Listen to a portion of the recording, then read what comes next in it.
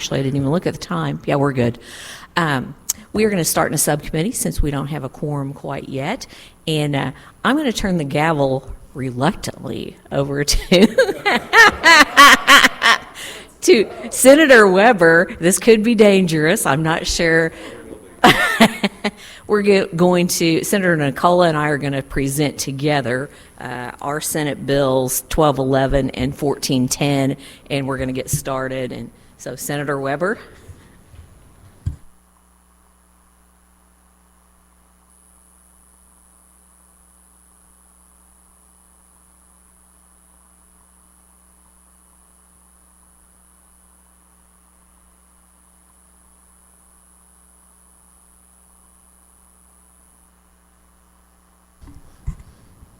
I've literally never done this before. Just call the bills. The first bills we'll be hearing are Senate Bill 1211 from Senator Nicola and Senate Bill 1410 from Senator Crawford. Senators, proceed when ready. Thank you, Mr. Chair, and the entire committee. Thank you for hearing Senate Bill 1211. This bill is very, very simple. So township counties were excluded from all the other counties from being able to provide a payment plan for people that are behind on their taxes. So this just simply removes the township committees, so now it includes all committees, or counties. All counties can now provide a payment plan for people that are behind on their taxes. With that, I'd be happy to take any questions that, Senator, you might have. Are there any questions from the committee? Seeing none. Senator Crawford, do you want to present your bill? Yes, I'll just go ahead and then we can scoot out of the way and let people come forward, all the many throngs of people that are for our great bills here. So my bill 1410 does the same thing that Senator Nicola does, but we also have a sub that we gave out yesterday. And this was an idea that actually Heidi came up with, and I thought it was a good one. If you remember last year, we had the trusted contacts piece on the banking accounts where you could name a trusted contact. Well, Heidi had mentioned to me, she's like, what if we did a trusted contact on taxes? And so the taxpayer could name a trusted contact. And our idea is that the county, we're working with the county collectors on this language, so this may not be exactly what we want, but we're working through that. The collectors could give the taxpayer an option of naming a trusted contact, and in the event that person did not pay their taxes, it would give another person for the collector to contact and say, hey, so-and-so did not pay their taxes. It'd still be up to the taxpayer to do it or name that person. But just another tool in the toolbox to just kind of gently remind somebody they didn't do this. And Heidi had mentioned to me that she had seen statistics about, I think it was Alzheimer's or dementia, that one of the first signs of that is people not paying their bills. So I thought it was a really great idea, so we're kind of running with it. We just gave the language to the collectors yesterday, so we're going to be working with them to kind of see how that, in reality, how we can make that happen. So I'm happy to answer any questions that you may have, Mr. Chairman. Thank you. Any questions from the committee? Senator Nicola. Senator, I think this is a great addition, highly supported. Heidi, thank you very much for that. Mr. Chair, I think we should just exec this out right now. What do you think? Except we don't have a quorum. All right, I think maybe we'll just come back up there and let any witnesses come forward. Is that okay, Mr.? Just so we can clear the way here. That would be great, Senator. All right, thank you.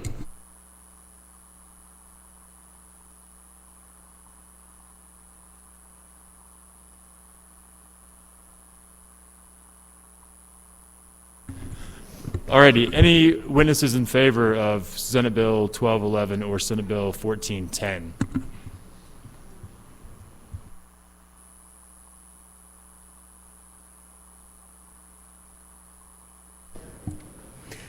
So sorry, I'm a little nervous here. Don't be nervous, it's all good. Okay. My name is Darlene Shipp. I am the Sheraton County Collector Treasurer, so these bills affect me a lot.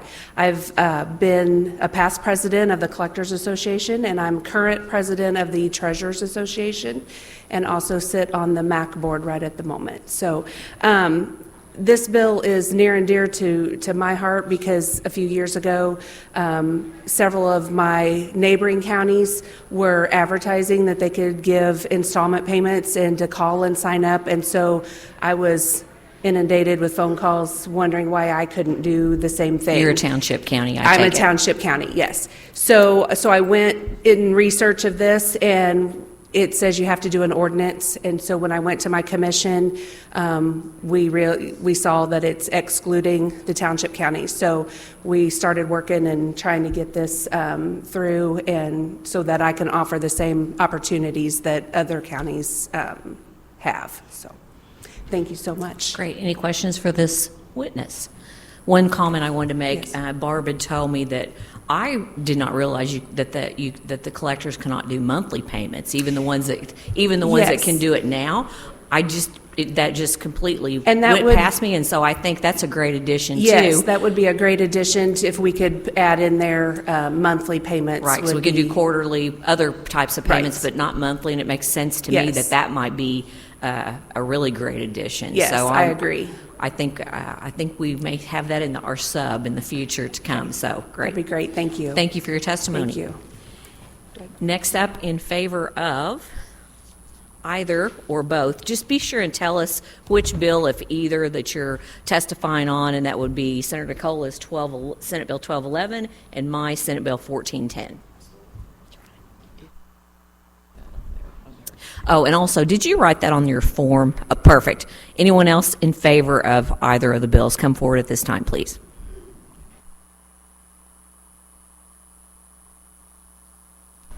Hey, good morning, everyone. My name is Colario Lacar with the Missouri Special Districts Association now, not an alliance like last time, and I'm not talking your ear off. I promise you. You don't have several pages of testimony this time. Is that what? Oh, look at that. That's right. Now, just real quick, this is pretty common sense on both SB 1211 and SB 1410. The Missouri Special Districts Association coming on in support of that. Love the opportunity to give assistance to taxpayers to be able to pay their property taxes. It's very, very important to us as special districts, a little bit more so in the grand scheme of things, and also inter-county consistency across policies across counties. Love that. That streamlines a lot of what we get to talk about with our special districts. So great bills. We support them. Thank you so much. Questions for the witness? Seeing none, thanks for being here again. Anyone else in favor?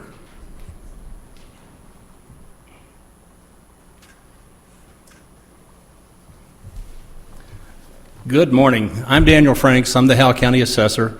I was appointed in 1990 and have successfully kept all my scars for 36 years.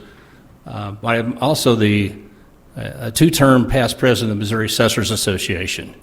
And seeing people come into my office all the time, concerned about paying their taxes, the ability to pay monthly added to this would be phenomenal. It will relieve a lot of stress on all those citizens that need the help. So I would be in favor of both bills, and I'll make sure I fill out my witness sheet. Perfect. Questions for this witness? I do have a question. You're not a township county. We are not a township county. Do you take a lot of payments now? Do you kind of advertise that, or do very many people take advantage, or not really, or just curious? All my previous collectors would never do it. The collector I have now, I'm talking with her quite a bit because we're seeing... I guess that would be her office. That would be your collector's office, Right. not yours, right? But this is her second year.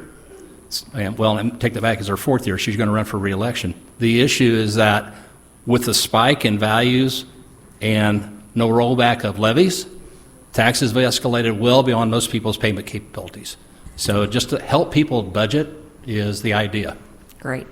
Questions? Any final questions for this witness? Seeing none, thanks for being here today. Anyone else in favor of either Senate Bill 1211 or 1410? Oh, we're going to pause real quick and establish a quorum. Barb, would you please call the roll? Senators Crawford. Here. Hudson. Here. Bratton. Nicola. Here. Nurenberg. Weber. We do have a quorum. Anyone to testify in opposition to Senate Bill 1211 or Senate Bill 1410?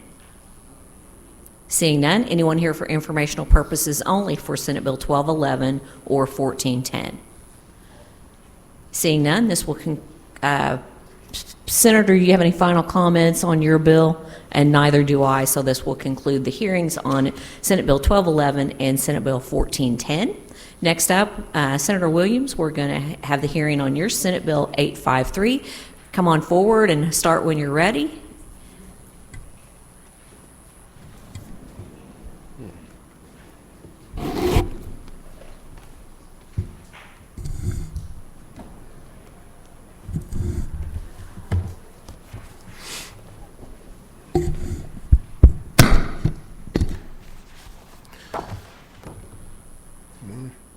Good morning, Madam Chair, Committee.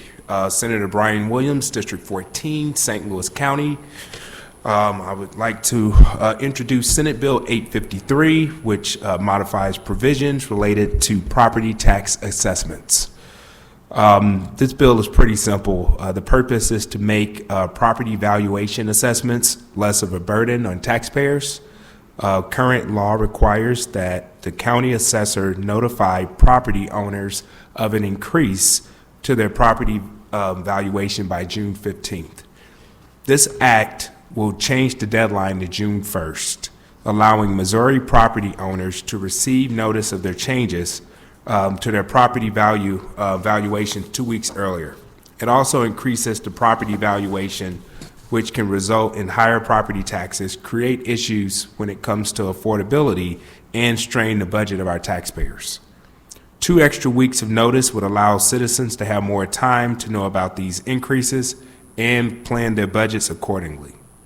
Additionally, current law requires taxpayers to file an appeal of the taxpayer's assessed valuation by no later than the second Monday in July. This bill would extend the deadline to the first Monday in August.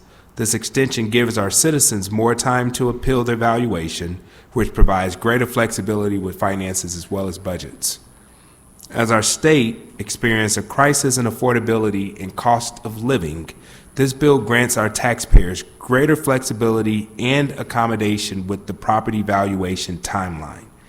For property owners experiencing financial strain, a few weeks of extra time can make a difference in their financial planning and being able to appeal their valuations. So I hope that you'll join me in extending these deadlines.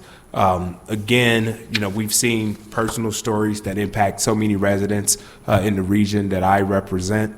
One of the more notable things is seniors. We've seen seniors where they've had instances of not getting their property tax bills on time. Some may have received their bill and didn't have the credit for their property tax freeze on it and didn't know what their actual balance was. And then some just have a very difficult time understanding the appeal process. So we want to just make sure that it's transparent, it's fair, it's allowing people to properly address their finances, and most importantly, we're ensuring that the valuation process is something that taxpayers feel comfortable dealing with and not feeling left in the dark. Questions for the bill sponsor? One comment, one thing was brought to my attention that we may possibly need to set the date, move the date forward on when levies are set, and would somebody mention that when you come forward? Not your bills, not a problem with your bill, but we may need to change something else because of your bill, so it may need to kind of move together to give it plenty of time for the levies to be set. So someone mentioned that to me, I think yesterday, so just as a comment, and if somebody will address that when you come forward, that would be awesome. Yeah, and for me, if there's some nuanced things, and I know we have members on the committee who are very familiar with the assessment process, it's pretty clear from my end whatever we need to do to make sure that the timeline is adequate for people to prepare. The process is transparent, and most importantly, we're not having gotcha moments when it comes to your property tax assessments. Right, and I might just clarify that it was not an issue with your bill, it was just, if we do this, we may need to do this type of a thing too. So, Understood. Any final questions for the bill sponsor? Seeing none, thank you. You can sit tight if you want to, and we'll ask for the first person in favor of Senate Bill 853. Seeing none, anyone here to testify in opposition to Senate Bill 853? Seeing none, I'm assuming we're going to have some informational purposes only, so if you'll come forward if you wish to testify for informational purposes on Senate Bill 853. Madam Chair, members of the committee, Scott Kimball on behalf of the Missouri Association of School Administrators. I was the individual that brought this issue to the senator. And so if you guys decide to go in this direction, right now school districts, the vast majority of school districts are required to set their tax levies by September 1. For districts that are located wholly or partially within charter counties, they get to set their tax rates by October 1. And so what we would ask is that you just move everybody to October 1 if you decide to pass this. Questions for this witness? Seeing none, thank you for clarifying that. Next up, for informational purposes only.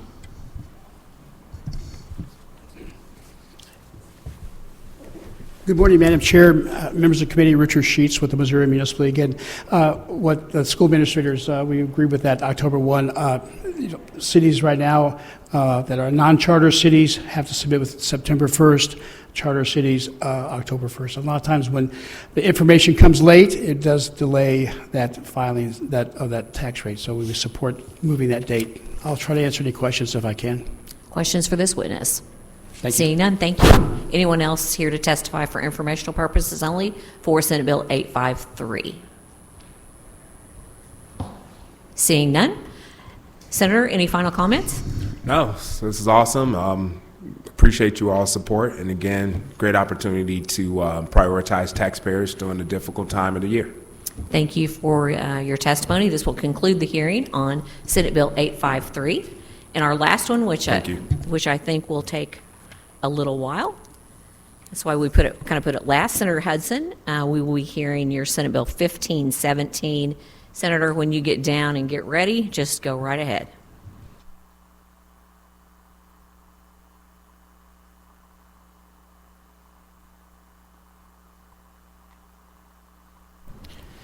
All right. Thank you, Madam Chair, members of the committee. For the record, I am Senator Brad Hudson, representing District 33, which includes the counties of Stone, Taney, Douglas, Ozark, Texas, Howell, and Shannon, otherwise known as God's country. The bill before you today is a long one. And I want to preface my comments today with a note that these are not all original Brad Hudson ideas. But this is rather a compilation of many of the property tax ideas that are being floated in the House. My office received a list from the House, removed a few ideas before filing, and left the rest in so we could have a robust discussion about this issue, and also allow our constituents, school superintendents, county officials, and others to have a one-stop shop to be able to see a majority of the ideas being discussed rather than having to search for them one at a time. With that being said, and I want to be very clear here, I do not necessarily endorse or fully agree with all of the provisions of this bill even, and I'm married to none of them. I just want you all and the public to be able to have everything on the table as we discuss the issue of property taxes. So let's dive in. The tax ballot measure language, that's a section that provides that a political subdivision or election authority shall not advertise or describe any proposed property tax as not increasing taxes unless failing to adopt the measure would cause an actual increase in the tax rate, and adopting the measure would cause the tax rate to stay the same or decrease. It also requires an election authority to label tax ballot measures numerically or alphabetically in the order in which they are submitted. Finally, it modifies multiple provisions of current law to provide that any ballot measure proposing a new or increased real or personal property tax levy shall be submitted on a general election day and shall include certain information as described in the Act. We've got some stuff on local elections in here. This portion of the bill provides that all general elections for local, state, and national offices and issues shall be conducted on the first Tuesday after the first Monday in November. It's my understanding that this section was included so that all votes on property tax issues would be held in November. There's property tax abatement language in here. This section provides that a political subdivision that adopts a tax abatement or similar economic incentive shall decrease any real property tax levy that is increased on property located in the political subdivision that does not receive an abatement. As far as property assessments are concerned, current law provides that new construction and improvements shall not be included in the total assessed valuation for the purposes of calculating property tax levies. This section repeals such provisions. This section requires that if the voters in a political subdivision approve an increase to the tax rate ceiling prior to the expiration of a previously approved temporary levy increase, the new tax rate ceiling shall remain in effect only until such time as the temporary levy increase expires under the terms originally approved by a vote of the people, at which time the tax rate ceiling shall be decreased by the amount of the temporary levy increase. If, prior to the expiration of a temporary levy increase, voters are asked to approve an additional permanent levy increase, voters shall be submitted ballot language that clearly indicates that if the permanent levy increase is approved, the temporary levy shall be made permanent. This section also provides that if the total assessed valuation in a political subdivision decreases in the tax year immediately following a tax year in which the voters approve an increase to the tax rate ceiling, such political subdivision may increase its levy such that the revenue received equals the amount that would have been received from the increased rate of levy had there been no decrease in the total assessed valuation. Finally, for that, current law requires an assessor to conduct a physical inspection of any residential real property prior to increasing the assessed valuation of such property by more than 15%. This section applies such requirement to all utility, industrial, commercial, railroad, and other non-agriculture real property. Property tax credits. Current law allows counties to provide a property tax credit to certain seniors. This section requires counties to provide such credit and makes technical changes to the definitions of eligible credit amount and eligible taxpayer. It also requires the statement of tax due to include certain information about the proportional amount of the credit attributable to each taxing jurisdiction. Finally, it provides that the credit shall apply to all property tax levies, including debt service levies.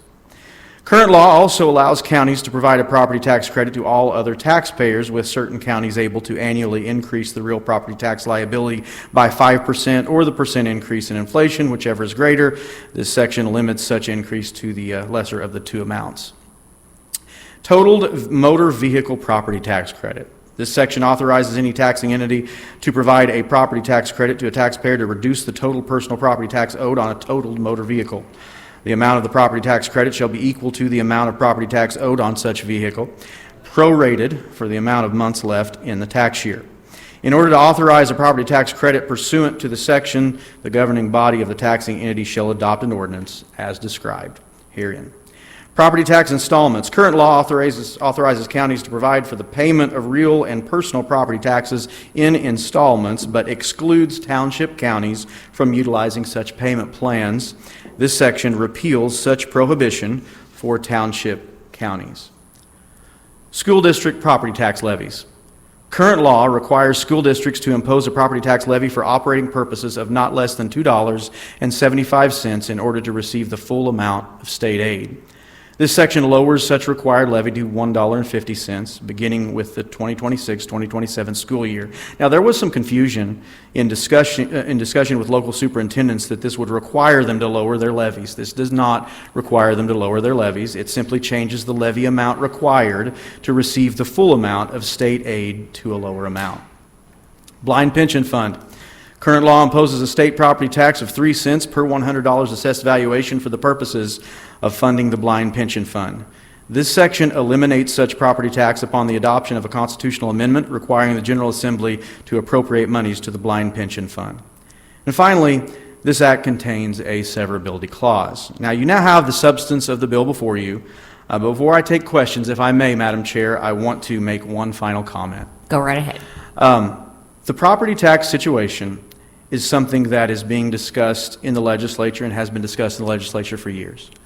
We as elected officials, and when I say we, I'm not talking just about elected legislators, I'm talking about county elected officials, I'm talking about elected school board members. We acknowledge that our citizens want property tax reform. This is something that I hear probably more than I do about any other kind of reform. I hear it very often. I think the best way to handle this situation is doing what I would call a fix that is a Hancock 2.0. If we were to attack the Hancock Amendment, attack's not the right word. If we were to tweak the Hancock Amendment in a way that I believe is consistent with the original spirit of the Hancock Amendment, then that would allow county assessors to do their jobs. It would allow more transparency in the process. and it would allow citizens to get the relief that they desire. So for example, if an assessed value on a property doubles, but a tax rate is cut in half, the taxpayer does not receive any increased tax liability. Okay, the government says their property is worth more, but that doesn't mean they have to pay more in taxes. So if we can be more aggressive with rollbacks, then that will help our citizens. Looking at things like new construction, personal property, debt service levy, things that have been allowed in the past to not be included, things that are allowed to not be included with regard to these rollbacks, putting them in where they do figure into the calculation with regard to the assessed value of the jurisdiction that they're going to levy taxes against. That would trigger more aggressive rollbacks. And when you have more aggressive rollbacks, and certainly when you have a broadening of your tax base, you can actually see individuals' taxes decrease even though their assessed value has not gone down. Very important for us to recognize that there are a lot of moving parts here. I like to describe Missouri's property tax system as a giant game of Jenga. If you pull the wrong piece out at the wrong time, the whole thing is going to fall apart and you're going to have a mess on your hands. So let's reform this. Let's do it right. And I believe a Hancock 2.0 would settle the issue in a way that keeps our political subdivisions funded fairly. We could talk about a CPI allowed increase there, but it would also provide meaningful relief to our citizens. I thank the committee for their time, and not only am I able to take questions and make myself available, I would be happy to. So, Questions for the bill sponsor? Senator Weber? Don't want to disappoint you. yeah, please don't, Senator. Ask me a question. Could you just give me, this is a very broad question that I think we're all going to talk about, but just you're very knowledgeable on this. What are your thoughts just in terms of the property tax bill, I think it was Senate Bill 3 that we passed in the first special session or extraordinary session, in terms of, I know there's some legal limbo on that right now. Is it important to let that play out? Like, how do we, because there's a fairly massive piece of property tax policy that's kind of hanging out there. And I'm just curious what your thoughts on whether we should operate for the next few months under the assumption that that's the way it's going to be, if that impacts any of our decisions in terms of waiting till litigation is over, or just where's your head on that? No, I appreciate that, and if I understood your question with regard to Senate Bill 3, you're not asking me to give a legal opinion, because I'm just a simple country preacher from Southern Missouri. That's in the court system. I wouldn't ask somebody from Stone County a legal opinion. Don't worry about that. No, my question is, like, we do have many qualified folks in Stone County, but to give you legal opinions, but I wouldn't necessarily be one of those when it comes to something working through the court system. The probability of how that's going to turn out, but I think an acknowledgement that there are lawsuits, and there's going to be more lawsuits, I assume, after April. And just do you think that we should operate under an assumption that is settled in terms of the property tax system, or does that impact how these? I think that right now that Senate Bill 3 is state law. We have had at least one county in the state that has voted in the affirmative to enact the freeze that was allowed for in Senate Bill 3. That's the way that I am operating. Now, I will say this, when it comes to a lot of these caps and a lot of these freezes and a lot of things like that, while I'm all about giving everyone as much of a tax break as we can, looking for a long-term solution, I would direct you back to what I said about a Hancock 2.0.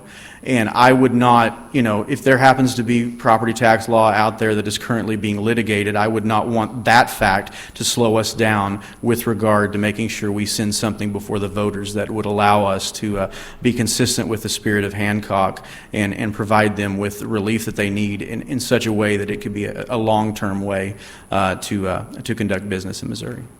The reason I asked that was just you made the reference to Jenga, and if you pull out one block, and that as we're going through this over the next month or 2 months or however long we do, I think just being aware that there's a block that we're not sure how steady it is, and just in terms of some of the updates and changes we make, and realizing like how they may interact if that is settled law, and how they may interact if it ends up getting thrown out, might be a useful thing for us to consider.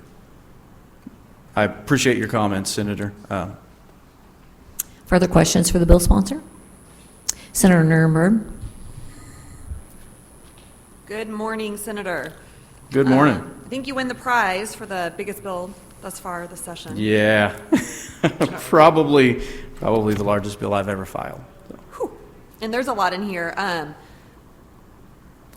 I'm just going to keep it really brief. Obviously, so many different concerns in here. I have concerns about moving, I think, every election to November, and really worried about voter fatigue, really worried about ballots, really worried about people getting information during a time when it costs a lot to run campaigns and cut through the political and hyper-partisan noise typically around November. That's a big concern of mine. But honestly, I'm looking at the fiscal note a little bit, and one of the things, we've got a lot going on right now when we talk about budget, whether we're talking at the local level, at the state level, et cetera, and you're well aware as a member of the Appropriations Committee,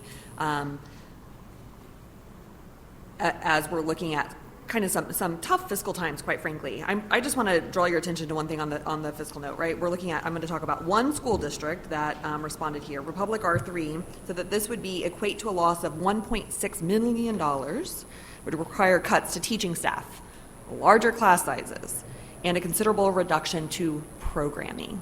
Senator, are you concerned about educational outcomes for Missouri kids? Absolutely. I think we as legislators have a constitutional duty to make sure that students in Missouri have access to a quality education. And if you want me to speak further on on the funding issue, how do we pay for stuff, Senator? How are we going to pay for basic, fundamental state services? How? Okay.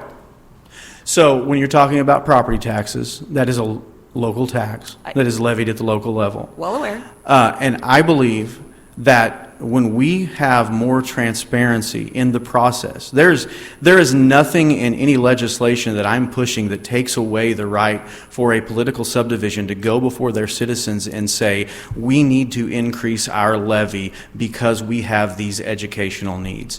That injects more transparency into the process. When I'm talking about a Hancock 2.0, I'm talking about being more aggressive with regard to rollbacks, which allows citizens to not have as much of a, there's not going to be as likely of an opportunity or a situation, rather, where a citizen is looking at a property tax bill that has gone up substantially from the year before, and they've done nothing to their property, and it's an assessor out there that's just doing his or her job, but because the rollbacks are not implemented in the way that they should be by the spirit of Hancock, the tax levy has not been decreased. Senator, are you aware of how much general revenue the state of Missouri puts into public education as compared to other states? I think I have seen those numbers. I'm not going to try to quote them, but I recognize that due to our local effort, it's not necessarily comparing apples to apples. Sure, because you are correct in saying that most of our area, my areas especially, almost I think we're at 70% locally funded. But Missouri puts less general revenue into public education than any other state in the nation. And so when we look at these and we have these conversations as to why property taxes are so high, because our schools, our local service boards continue to have to go to folks and say, yes, please help us and fund them. And thankfully in my area, they do. And we continue, I think, every single bond levy that comes before voters. Recently, we've been able to pass. However, I'm really concerned about moving forward on these things when we have so many different moving parts. I think Senator Weber even referenced, we just passed a really substantial piece of legislation that we don't know how that's going to play out. We still don't understand the implications of Senate Bill 190 and the senior citizen property tax freeze and how that continues to impact areas. I mean, there are so many moving parts that, quite frankly, I'm afraid that we are running into or it seems like there's a will to run into a Kansas Brownback 2.0 experiment that will have dire effects for our state. Senator, I appreciate your comments. I do think that there's something important. I believe you weren't here when I made my opening statement. I wasn't. I'm sorry. I was no, down in a press. hey, We got a lot going on in I education. understand. I understand that. I totally understand. But so you missed the point where I said that this particular bill that I'm bringing forward today is basically a compilation of a lot of the ideas that are floating around out there. And I am not necessarily endorsing every idea here.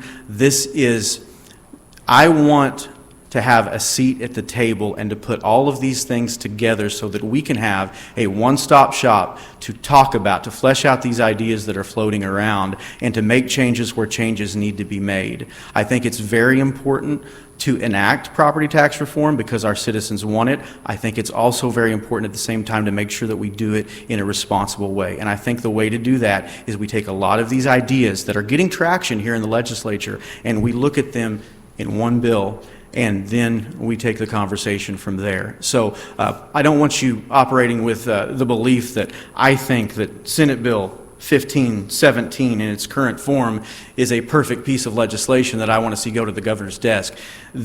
I welcome changes. I welcome conversation. Well, Senator, I have to say it's refreshing to hear you say that you think legislation should be vetted, correct?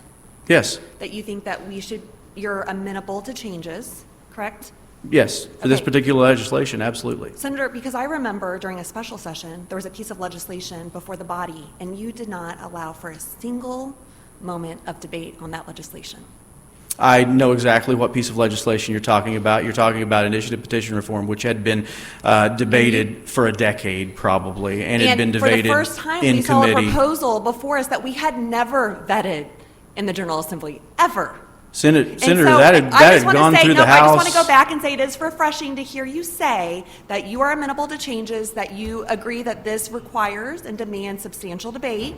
So I appreciate you for being a senator and recognizing that Well, is the place of the Senate Senator, to vet these. Yes, thank you. Senator, I had ample time to vet that bill myself as it was going through the House. You could have as well. Appreciate your comments, but yeah, we'll move on. Senator Nicola. I don't really have any questions for you, Senator, just a couple comments. And I had thoroughly read through your bill a few weeks ago. I think we had some conversation Yes. about it. I really like a lot of the provisions that you have in here, and I know being an assessor yourself in your previous life is very helpful to have in this committee as well. And I just want to say that my number one priority is to save people's homes and to keep people in their homes and not be taxed out of them. We have, I think we're approaching somewhere close to 45,000 delinquent parcels in my county. And I said this last year, and I'll say it again, every home that people can't pay their taxes because they're high is money that the county does not receive. Therefore, the schools aren't receiving, or the fire department, Good point. or the police department. So if we can keep people in their homes and paying their taxes on a reasonable level that they can sustain it, then we're funding local government. But I'll say this in front of everybody. My priority, I was not elected to fund local government. I was elected to protect the people's liberty and freedom. And home ownership is the number one way we grow wealth in this nation. Home ownership is tied to our liberty. We lose the right to own property, we will lose our liberty. It is that serious. Our founders made many statements about property rights. And so what we're doing here is vitally important to keep people, and I appreciate your hard work on this too, and I look forward to working with you, but it's vitally important that we keep people in their homes as long as possible. Thank you, Senator. Yeah, Appreciate thank your work on this issue and your passion. Thank you. Any final questions for the bill sponsor? Okay.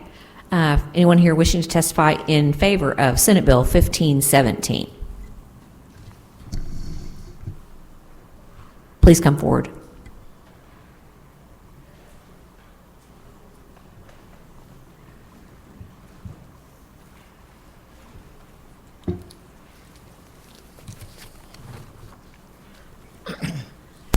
Thank you very much, Madam Chairwoman, members of the committee. My name is Arnie C. A.C. Dienoff, State Public Advocate, and just want to start out by saying this is a great starting point. There needs to be some tweaks. There needs to be fairness and propriety. I don't think this is a seal, as the sponsor had said. There's open basis for negotiations and compromise. We want to make sure that all parties are taken care of. We want to make sure that our state constitution is ensured by supporting education 25%, and I believe we're over the 30% of our state revenues for education. And I think that's very important because it deals with economic development, more generation of taxes at all levels. There's a companion bill that I testified yesterday. Rep. Trish Burns has House Bill 2651.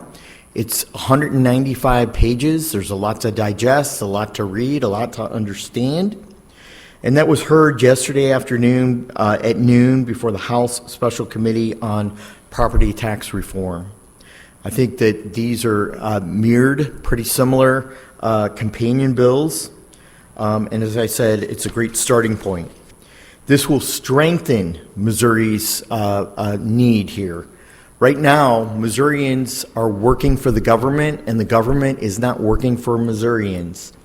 57 to 59% of every income that comes into every household in Missouri, there is a form of a fee or a tax. It's paid at the federal, the state, the county, the municipal and village level, the special district level, libraries, sewer districts, water districts, lighting districts. I can go on and on. Ambulance, fire protection. And then we have super special districts that are unique to Missouri. Community improvement districts charge taxes. As a matter of fact, I testified at the St. Charles County Council yesterday where they're going to charge each parcel in a new land development $1,500 to $2,000 per parcel in a community improvement district. Then we have transportation improvement districts. We have neighborhood improvement districts. We are the #2 state in the nation with political subdivisions, and it's getting way out of control. This bill will strengthen, it'll stop loopholes and rein in, and I heard it be mentioned as Hancock too. There's a lot of loopholes in Hancock, and it's unfair to our citizens. It will make citizens whole and protect each and every Missouri citizen. It will eliminate windfalls that all these jurisdictions and political subdivisions have been experiencing since COVID, since 2000, 2001. They have received, between the federal government and sales tax and increased personal property tax, they have received windfall after windfall after windfall, and they keep having both their hands open and saying, give us more money, give us more money. In St. Charles County, we're facing several tax increases that are going to be on the ballot in terms of sales taxes, in terms of economic development taxes, a tax for this, a tax for that, a tax to tax this.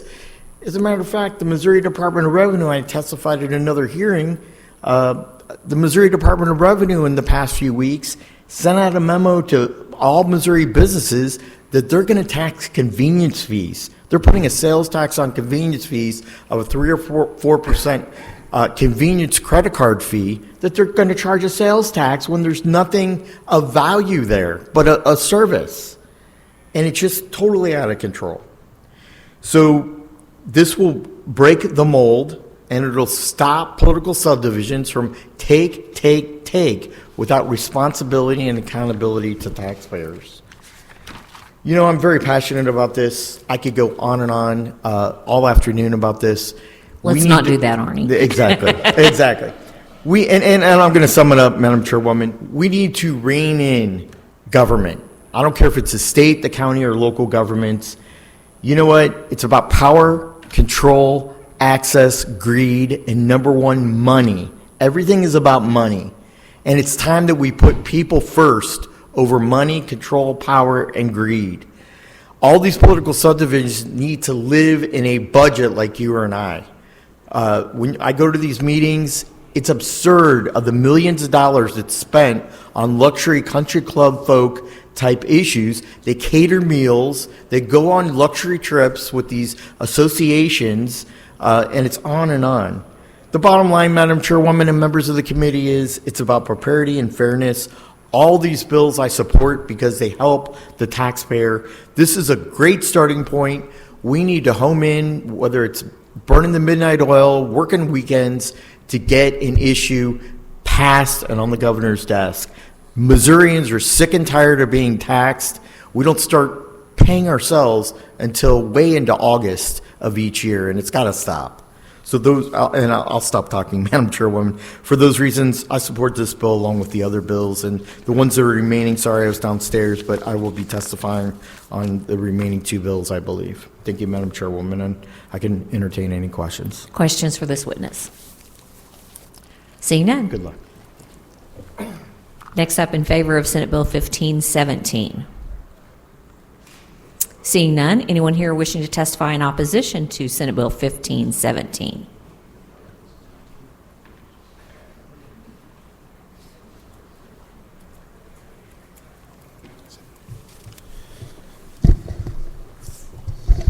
Thank you, Madam Chair, members of the committee. Michael Odewigan on behalf of the Missouri Council of School Administrators. Go on record opposed to this bill. And I appreciate the Senator's comments. I think that's probably some of the best introductory testimony I've ever heard on a bill like this that needs thoughtful consideration. And you're still against it?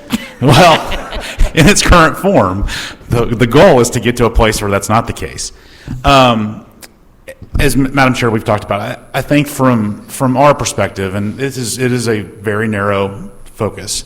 When we talk about property taxes, you have to understand that from our perspective, it's one leg of a stool, and so the Jenga analysis is a good one, but it's only one leg.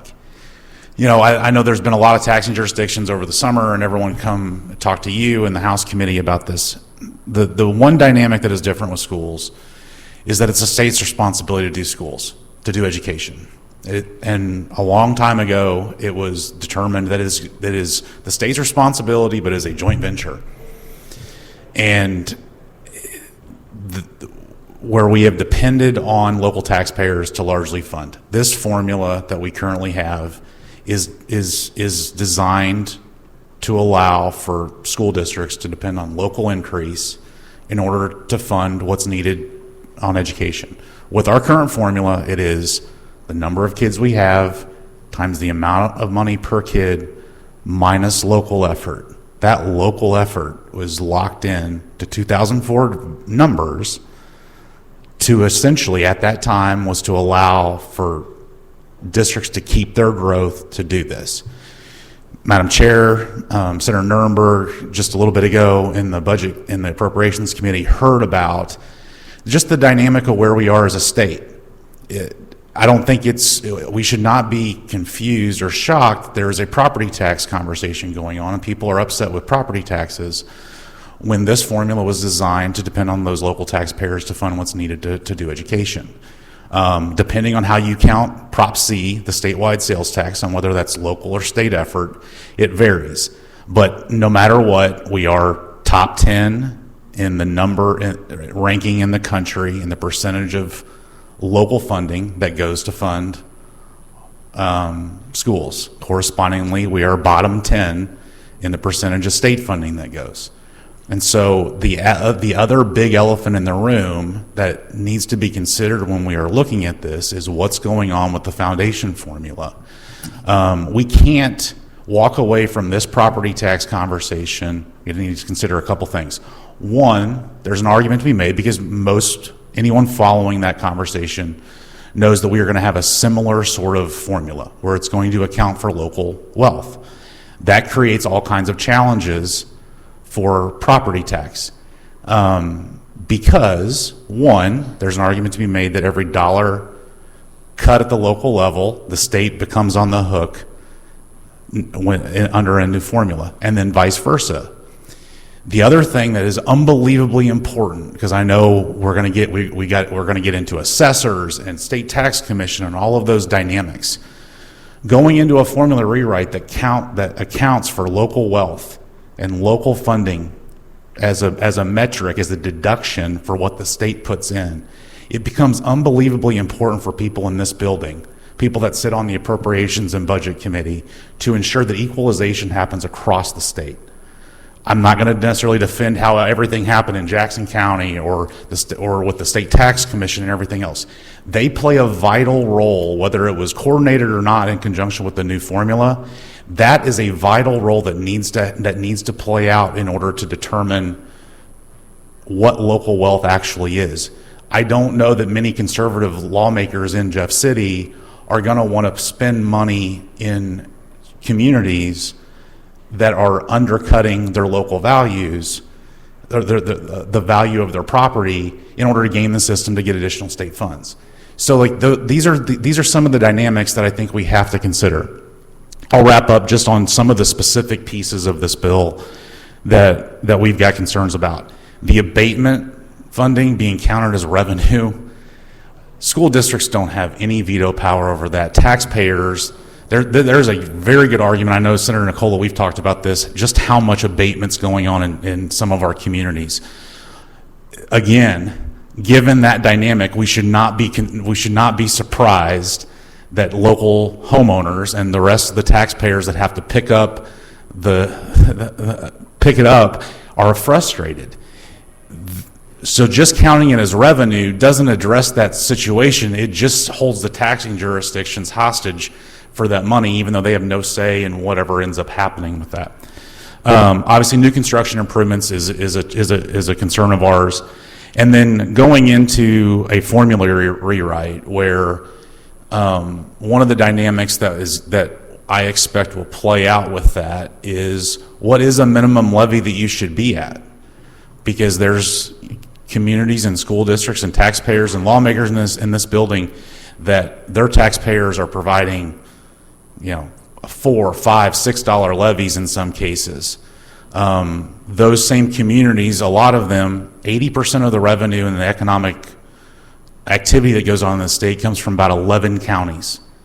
They fund state government. If you then turn around and look at those particularly school budgets, and see just how much they get back, I think those taxpayers have an argument of saying, where is my money going? Why is it going to pay for a minimum teacher salary grant in a school district that is at $275, right? We're paying for ours, we're not benefiting from any of that. These are some of the dynamics I think that I want to just caution as we move into this, and when we're interacting on this, I have to look at this not just in isolation to just this issue, but it also has to be in conjunction with what's coming next year, and then what that sets us up for the next decade or more. So with that, Madam Chair, I'd be happy to answer any questions. Questions for the witness, Senator Nicola. Yeah, thank you for your testimony. So you said a lot, and maybe you and I can have some further conversation, but are you in favor then, from what I was hearing you say, is to get the school foundation formula set first before we continue reforming our property tax assessment?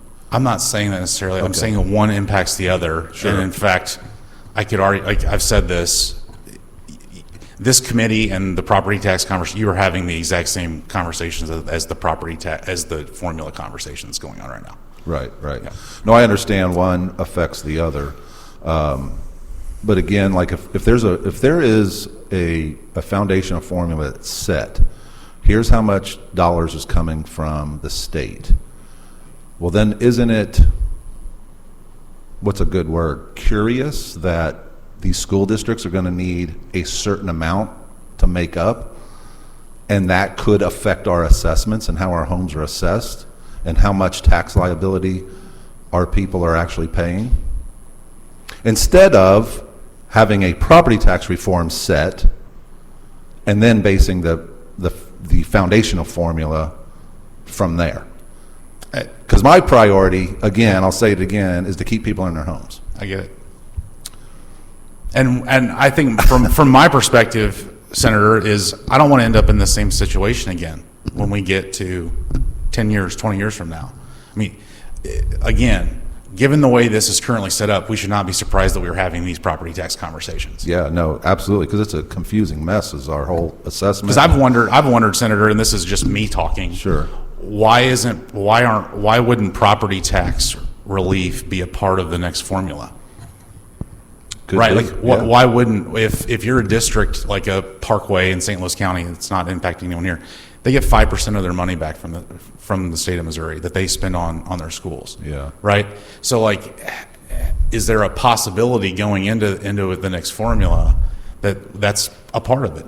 To say, not only when you fully fund the formula are you funding students, but you're also providing relief for some taxpayers that need it because they're spending so much alone on their schools. Sure, but what do we do in the meantime? Because I have property owners that are losing their homes. And this is what I hollered about last session constantly. And now I have people moving out of Jackson County. I have businesses too, moving out of Jackson County. And what do we do? How long will we wait? I mean, it was an emergency as far as I'm concerned for Jackson County property owners. And it still is. Sure. I mean, I've talking to business owners now. They're leaving. They are leaving, not only the county, they're leaving the state. And that doesn't help with schools. That it's doesn't help hurting. any taxing jurisdictions either. Absolutely. And so I think there's, again, this is a process, and I think there is absolutely room for something to get done here. There's a lot of ideas out there. There's a lot of good ideas. There's a lot of things that reflect best practices that we should be doing, that that we should be talking about. But when we start getting to like the actual money, I think that's where then you're going to run up against what's going on with the formula. Yeah, sure. And I think Senator Hudson has a provision in that too, especially with these so-called no tax increase bonds. I know we're not here talking about the school funding in particular, but it's got to be part of the conversation. And I had asked DESE, how much debt there are school districts in Missouri in? And they delayed and delayed and delayed giving me that information. We finally got it. Do you know it's over $10 billion in the state? Yeah. That's not school district debt, that's our debt. Sure. We owe that money. Sure. And then they keep putting out there's no tax increase. Well, that's partially true. So yeah, we've got a lot of work to do because things are. And I think just on that point, I mean, just the dynamic on that point is, I think there's there's a conversation to be had there, but some of the solutions that are floating out there actually have the opposite effect of keeping taxpayers in debt longer, and paying higher interest and more interest. And so, we've had conversations, and we'll continue to have conversations about those issues going forward as well. But again, I think there's room on debt. It's very clear that Hancock, when it was implemented in statute, did not really account for a lot of the dynamics of debt and how it's treated statutorily. And I think there's a lot of room there. I hope there's a lot of room there for some flexibility to get to some of the problems that you may be talking about. So yeah, I hope so too. Thank you very much. Further questions for the witness? Seeing none. Thank you. Thank you for your testimony. Next up, in opposition to Senate Bill 1517.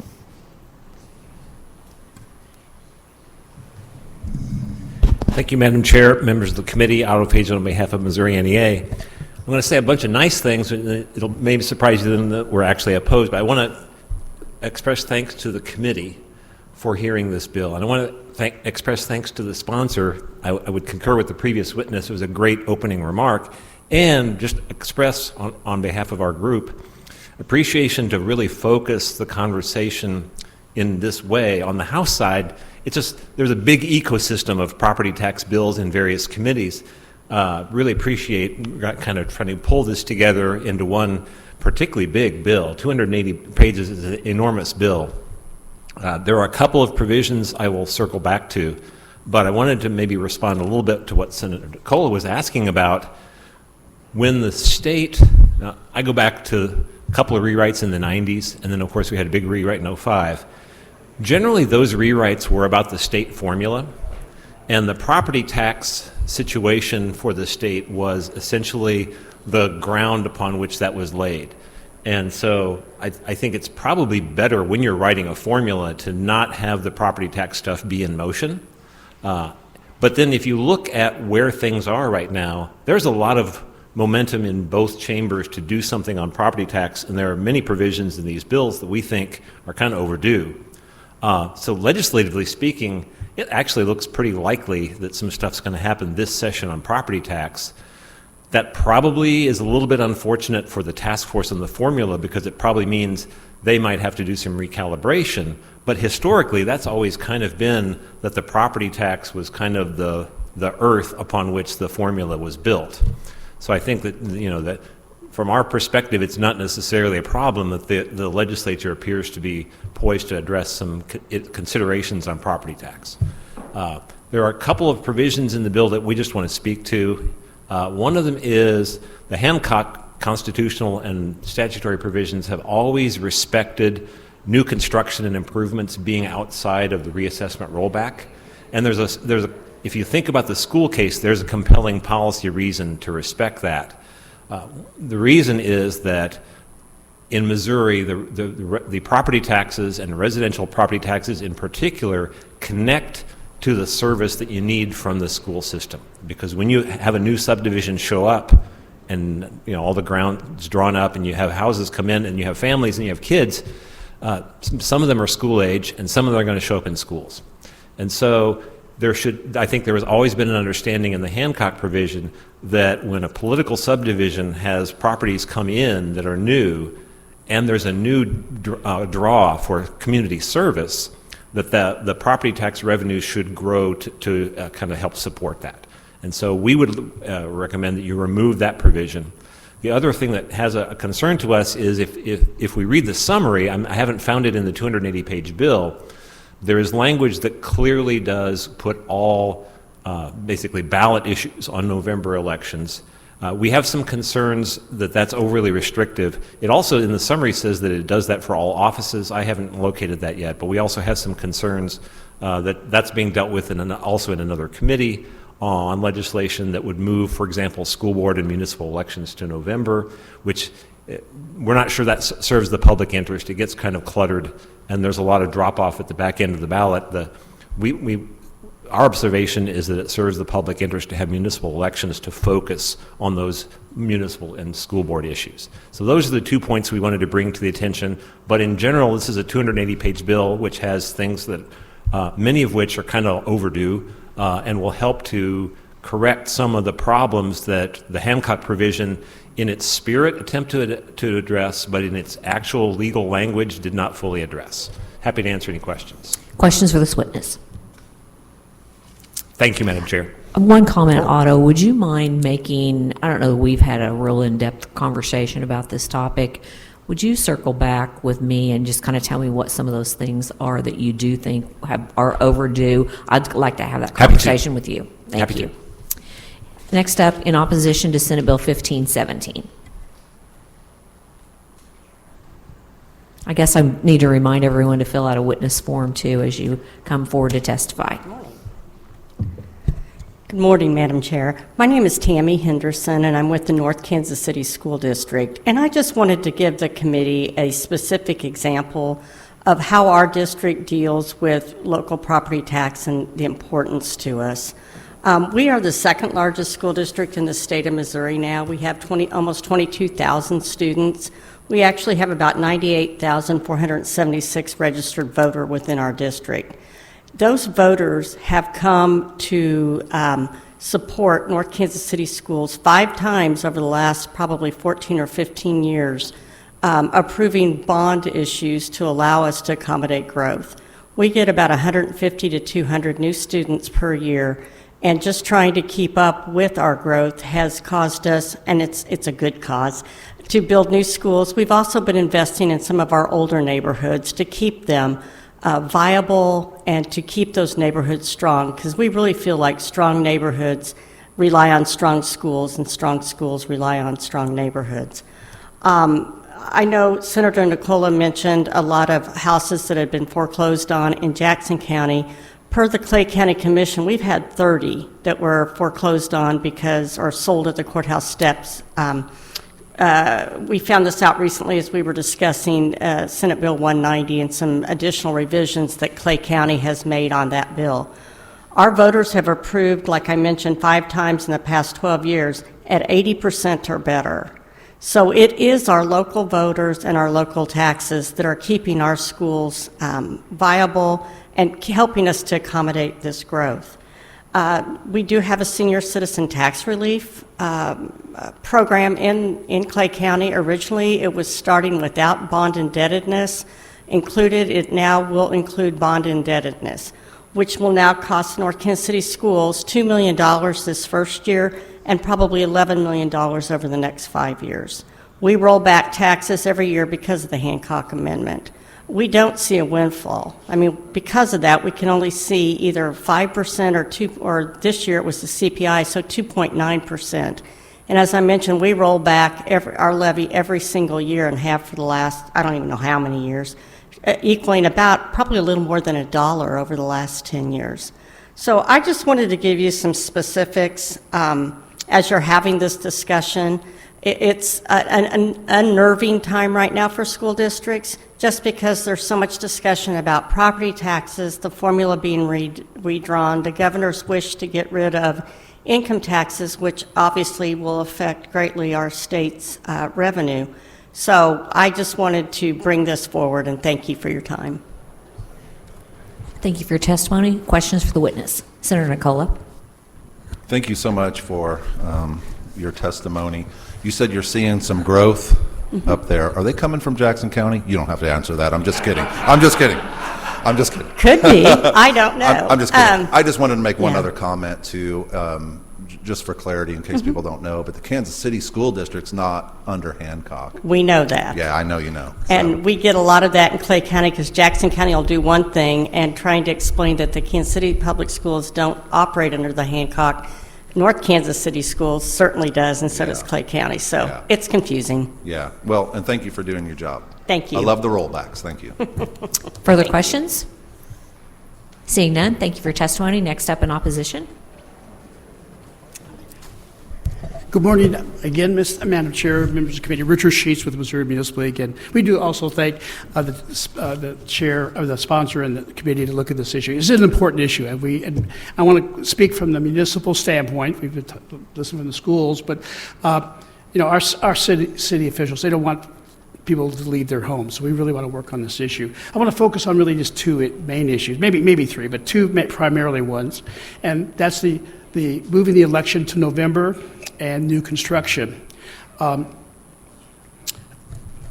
I remember actually when Hancock was first adopted, I was a young kid in the committee watching this process, with the big guys talking about this. And Mr. Hancock and the supporters, they wanted property tax relief, but they understood one thing, that when you have growth in a community,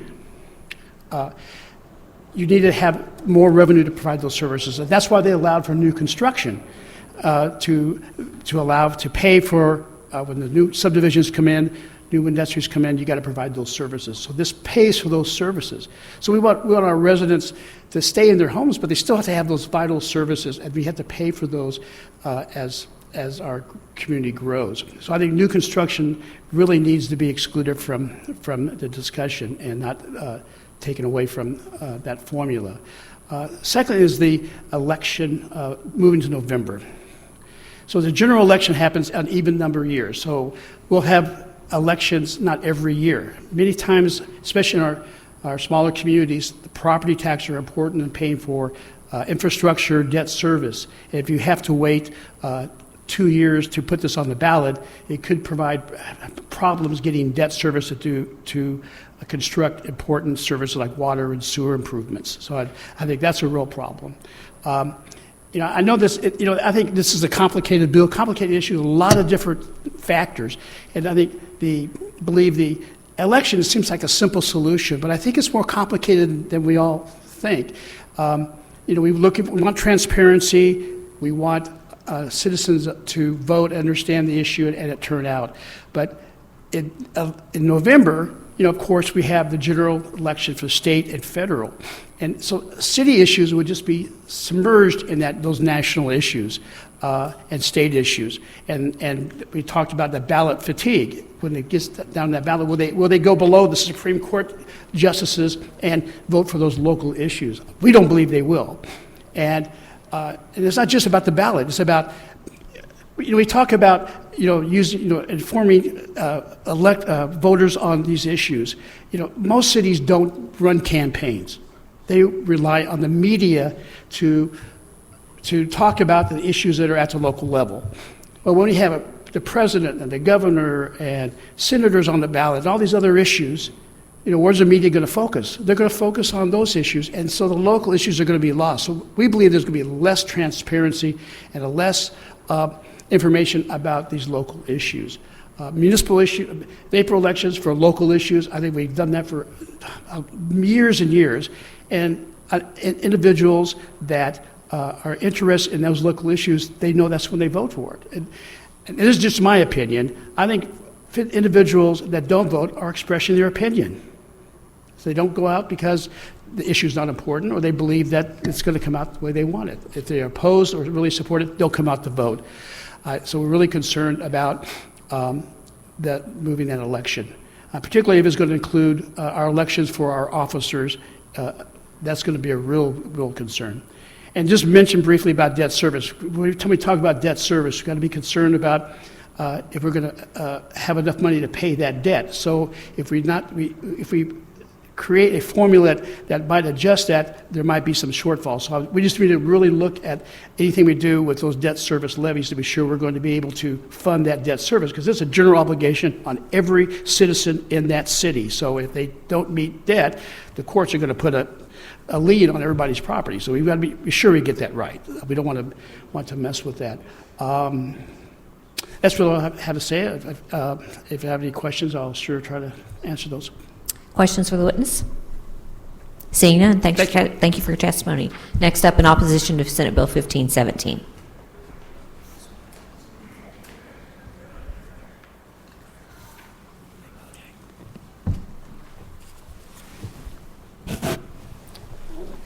Good morning again.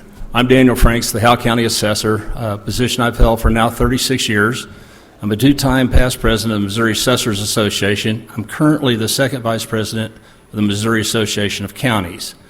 I have some prepared statements, but hearing some of the testimony before, I'm going to paraphrase a lot of these, and I've done these based upon the sections. 115, 123 is moving all the elections to the fall. Been a lot of people talk about how detrimental that could be. One of the issues with that also is the various ballot combinations that's going to create, that it may cause more confusion at the polling locations. And remember that most of our poll workers are older people like me, and it's real easy to get confused, especially if there's a lot of people in there. And I think the integrity of the elections is something that needs to be protected also very much. Section 115.706 talks about changing the way people see the tax increases calculated. Right now, we all know that our taxes are calculated based upon a levy of so many dollars and cents per $100 assessed valuation. Well, this is moving it to $100,000 of appraised value. Most people don't know what the appraised value of their property is, but they have the assessed valuation right in front of them, right off their tax statements. I think we need to stay consistent all the way through, and less confusion to the citizens. 137.073 talks about the tax rate ceiling and a rollback from that. A lot of schools do roll back, a lot of fire districts roll back, but they're not all rolling back from their tax rate, or they're rolling back from their tax rate ceiling, but they're not levying their tax rate ceiling. The previous year, they may have levied a levy that's 75 or 50 cents or more below their tax rate ceiling. So they say they roll back, but they roll back from their tax rate ceiling. The citizens see no net effect. That's where the increases are coming from. We need to do a hard dive into how are our calculations being done. Are we doing them the way they should be so that citizens see relief? Physical inspection on subclass 3 commercial property. Commercial property is a much more loose dynamic than residential property. We don't see, in my county, I'm a rural third-class county, I don't see a lot of commercial properties change hands. So getting sales and keeping up with those is even more difficult than residential properties. 139.035 is the total motor vehicle credit. My issue with that is contains the beginning language just like Senate Bill 190 and Senate Bill 3 did. It says any taxing entity. Define that, please. Is that the county, the city, a school district, a fire district? Who can set this up? So there's a lot of things that need to be fleshed out in this. I see there's a severability clause. The size of this bill and all the different things that it's covering kind of leads to the point that this may not survive a challenge for a Hammerschmidt ruling to that. Well, let me say this. There's been a lot of discussion about tax policy. A well-managed property tax policy contains two things: periodic reassessments coupled with appropriate rollbacks of levies that keeps the whole system in balance. We've lost our balance. The loss of that balance started in 1986, 1 year after reassessment went on the books in 1985. There were two constitutional amendments that passed. One of those set a minimum school levy, and the other one removed debt service from the rollback provision of the Hancock. We need to do a deep dive. My personal thought, I would love to see a committee made up of one representative from all the respective groups. The foundation formula, legislature, assessors, collectors, all the people that are dealing with these. We need to sit down and have a robust discussion because, quite frankly, I don't know of one assessor that wants to see anybody lose their home. That's not what we're there for. Our job is very simple. We're there to discover, catalog, appraise, and assess property. Now, that process does end up in a tax bill. And I will be quite frank, I get ticked off at my tax bill when I open it up. And I go yell at my son, who happens to sit on the school board that I live in. So, and then I also scream and yell at the assessor every morning when he shaves. But there are 14 states going through the same thing right now. Nebraska thought they had theirs flushed out 3 years ago. It took 2 years for that to blow up. Now they're back working, trying to fix the problem again. We have the ability. My concern is, do we have the desire to sit down and make the hard decisions and make the hard calls? We don't want any political subdivision to be harmed. And all the people that come to my front counter, they never ask about and complain about the assessed value. They complain about the tax bill. Well, let's fix the problem. There's a lot of us willing to help. I'll be quiet now and be more than happy to answer any questions. Questions? Seeing none, thank you for being here today. Welcome. Next up, in opposition to Senate Bill 1517. Seeing none, anyone here for informational purposes only for Senate Bill 1517?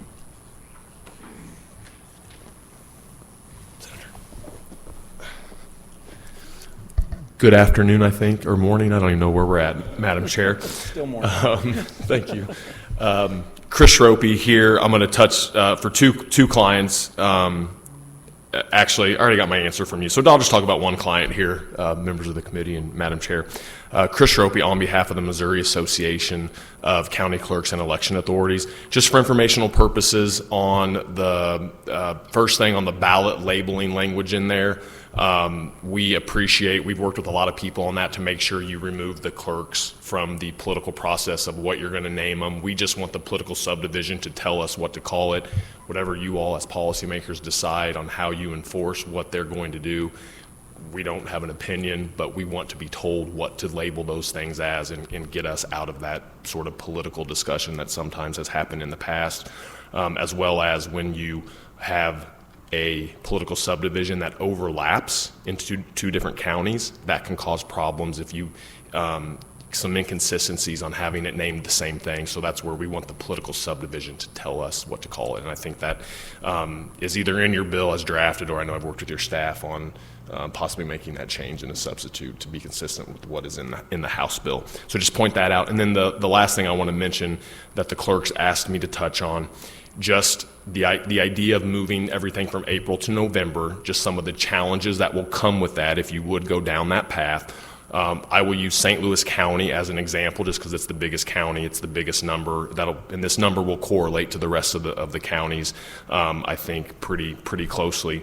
From the top of the ticket, so for president, to the very last issue that shows up on the ballot, depending on what that might be from some political subdivision typically, it is 100,000 vote drop-off of people who do not go all the way to the end. So if you're moving some issues from April to November, I'm not sure you'll get the effect necessarily of having so many more people weigh in on those issues one way or the other. You also will create 2- and 3-page ballots, which that gets complicated with the poll workers handing those out. You will create 20, 30, sometimes even more ballot styles when you have everything in November and all these different political subdivisions that are out there that might have something on the ballot. That can get very confusing as well. It becomes very hard to reconcile when you have 1,000 people show up to vote, but only 500,000 ballots get turned in because they don't submit the second or third page of the ballot.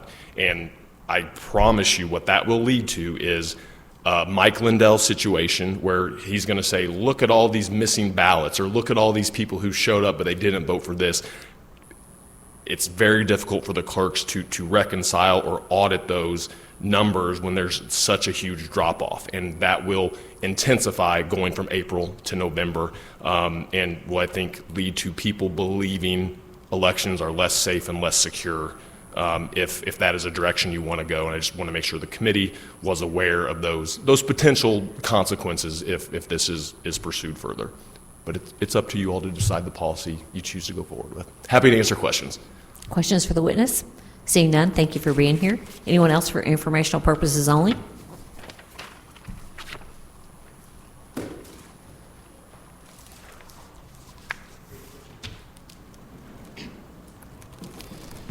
Hey, good morning or afternoon again. Cole Ariola-Carr with the Missouri Special Districts Association. Here, going to go ahead on information purposes. Of course, this is a huge bill. It's wide-ranging, and our position has been since we started. Of course, we are brand new, and we're still fleshing out some of our general policy statements, but our position on property tax reform since we started is it's happening. We know that the trains are moving, and we know that we've got to be aboard and not left out or get run over, one of the two. And in that element, there's some great policy provisions in here that are worthy of support, which we do, and some that we are concerned and have some opposition about. Altogether, we are, as an association, not at this point taking a full-on opposition point, but I do want to provide some information and some perspective from the special districts angle that might influence or at least inform some of the concerns that we have, outside of the taxpayer transparency and understanding as far as the ballot language and the numbering. That's great. The more transparency, the more understanding our publics have, the more voter understanding and knowledge that we have, the more we have an informed democracy, the more better decisions that we have made, the less we'll have to come back and figure things out later as a community. So that makes a lot of sense. Levy neutrality, post-assessment decrease, that makes sense. Township expansion makes sense. A couple of the things that we do have a couple of concerns about as far as some of the ways that it's concerned or construed right now.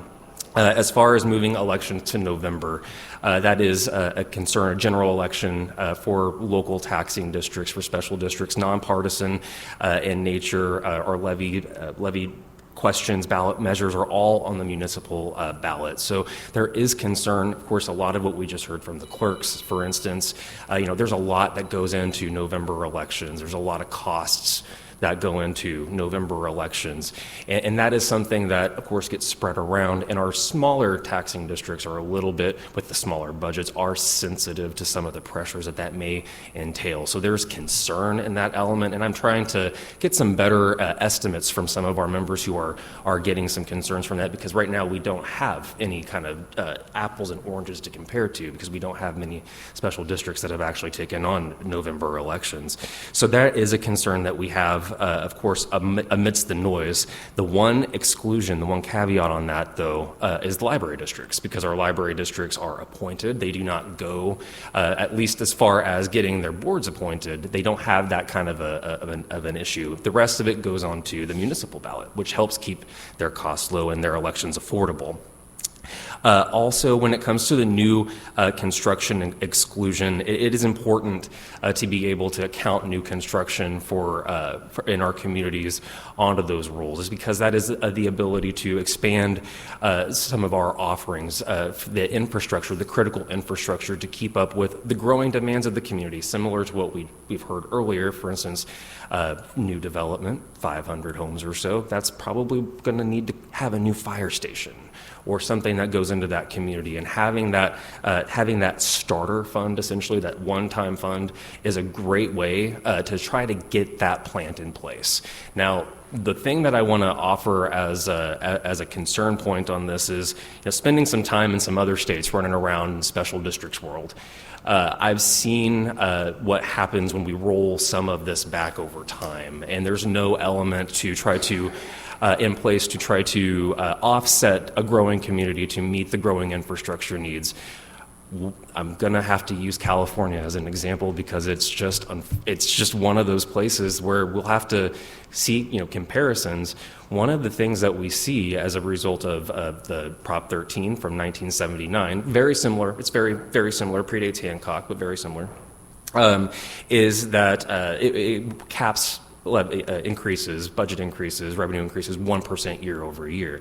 Over time, what we have seen is the implementation, the proliferation of massive development and impact fees to try to replace that offset revenue. And what ends up happening is a bunch of regulatory issues that come into play. This is a lot. We'll see a lot more planning and zoning, if that is something that across the state, if that's an alternative revenue source that has to come into play.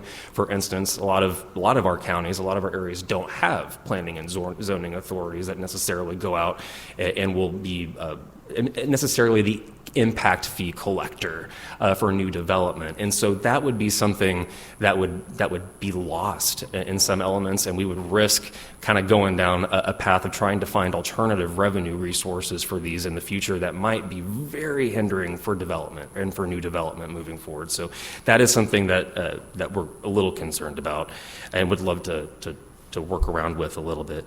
And then finally, counting the abatements as assessments, we are very concerned as it is with how Chapter 100s and TIFs are treated, and how special districts are getting some of the revenues diverted off of that, and we're not seeing anything come back, and that really hinders service capability over time, because again, most of our special districts don't have the ability to levy a sales tax. So we're hypersensitive when it comes to those elements. So those are just a few of the more informational perspectives that I'd like to offer. Again, good stuff, iffy stuff. We'd love to work out and try to make this work for the special districts across the state. Questions for this witness? Thanks for being here. Good to see you again, Cole. Thank you. Anyone else here to testify for informational purposes only? Seeing none. Senator, any final comments? Yes, Madam Chair, and thank you for the opportunity. First of all, I want to reiterate, these are not all my ideas, and I'm not married to any of this. I think we do need to make some changes. I appreciate the opportunity to have the conversation. One thing I did not mention, and I wanted to just especially mention the blind pension fund. We've already had conversations with folks and have heard conversations about how that is an issue for some folks. I'm definitely open to pulling that piece out of it, open to working on everything here. And I think, one of the witnesses said it better than I could have. Words to the effect of, you need regular assessments and appropriate rollbacks. And if we can do that, then the system will work correctly. But if we're going to talk about appropriate rollbacks, we're going to have to talk about debt service levy. We're going to have to talk about new construction, personal property, CPI. Where are we going to land there? If we don't attack that aspect of the issue, you're going to see a whole lot more pieces of legislation being brought forth and a lot of conversations being had, and never really a long-term solution. Thank you so much for the time. This will conclude the hearing on Senate Bill 1517, and we are adjourned.